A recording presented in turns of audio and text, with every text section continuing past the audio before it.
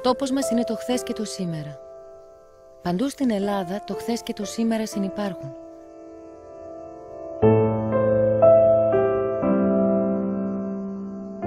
Το καλύτερο σημείο για να αγναντέψει κανείς το σήμερα είναι το αρχαίο θέατρο της Μακίνιας, στα υψώματα του Αντιρίου.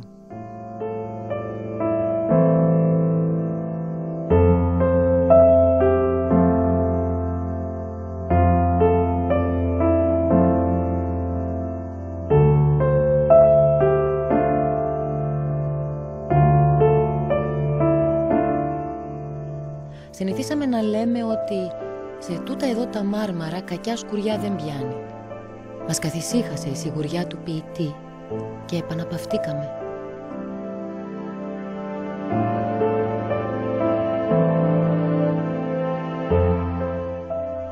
Εύθρυπτος ο ψαμιτόλιθος. Αντιστέκεται όμως εδώ και 2.500 χρόνια. Και η σκηνή αντιστέκεται, αλλά για λίγο ακόμα. Βρίσκεται στο χείλος του γκρεμού. Στο μέλλον θα αρχίσουν να κατρακυλούν και τα ακραία μέλη της κερκίδας. Αν αυτό συμβεί, το χθες θα σβήσει.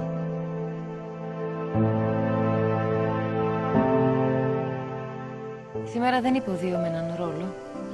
Μη σας ξεγελάει η σκηνή του θεάτρου. Είμαι εδώ για να μιλήσω. Είμαι εδώ για να αναλάβω μια ευθύνη που μου ανήκει.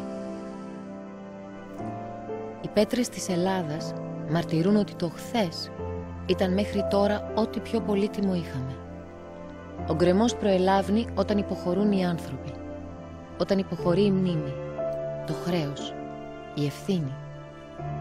Το θέατρο της Μακίνιας κινδυνεύει. Κινδυνεύει από μεγάλα λόγια που δεν γίνονται πράξεις. Μεγάλα λόγια από αυτούς που παίζουν θέατρο χωρίς να είναι ηθοποιοί.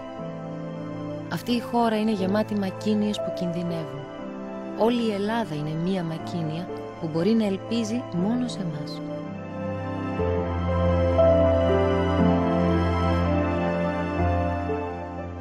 Για τούτον δω τον τόπο, το χθες και το σήμερα είναι ένα.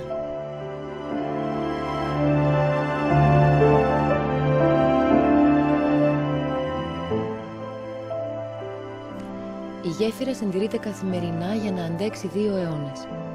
Το θέατρο της Μακίνιας αντιστέκεται 25 αιώνες χωρίς συντήρηση. Πόσους αιώνες ακόμη θα περιμένουμε για να κάνουμε το καθήκον μας? Ας γεφυρώσουμε το χθες με το σήμερα για να περάσουμε στο αύριο.